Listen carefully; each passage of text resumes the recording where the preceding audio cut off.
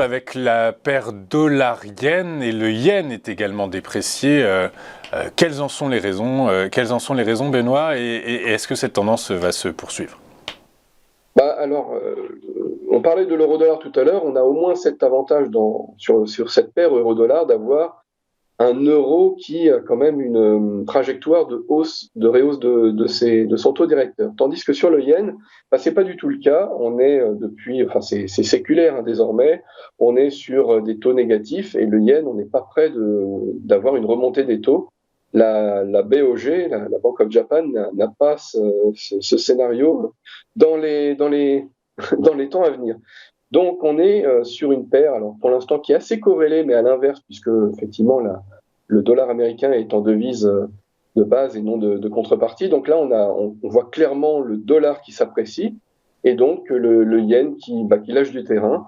Et là les bornes sont autour de 140. Là on a un mini support actuel vers 137, 138 effectivement, mais le vrai support, le vrai test, ce sera le plus haut de juillet dernier vers 140, 139, 140.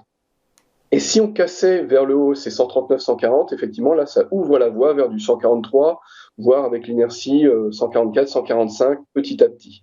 Donc, on s'attend à ça, ce qui est l'inverse finalement du mouvement de ce que l'on attend sur l'euro-dollar. Ces paires sont corrélées à l'inverse, avec des petits décalages quand même de niveau au niveau des supports et des résistances. Oui, c'est ça, c'est qu'en fait, la décision, le discours de Jérôme Powell et la décision sur les taux de la Réserve fédérale américaine driveront le Forex et notamment toutes les paires qui s'échangent qui se tradent face au dollar, en fait, en réalité.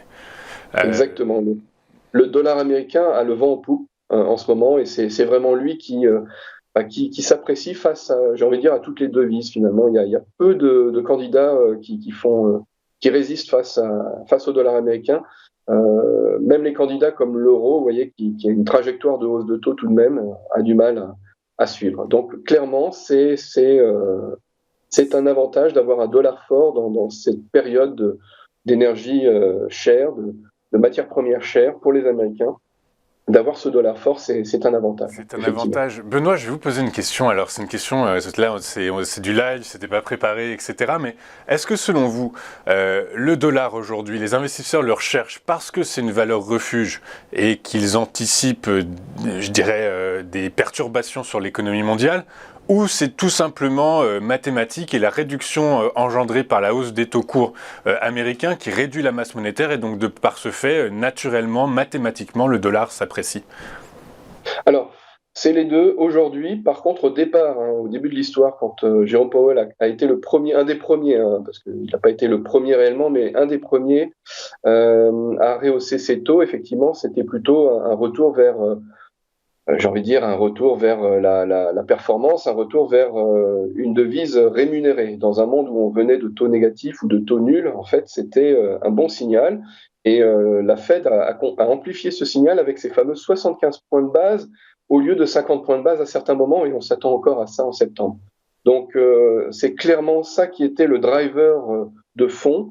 Mais désormais, depuis effectivement la guerre en Ukraine, on a cette histoire d'explosion de l'énergie et d'une seconde couche d'inflation sur une inflation qui était déjà là. Donc on a cette idée de flight to quality, de retour effectivement sur des fondamentaux, sur les basiques, et donc on a un retour des rapatriements en dollars pour continuer à soutenir notamment les indices américains. Donc les indices européens en pâtissent et les indices mondiaux de fait en pâtissent également plus que les indices américains.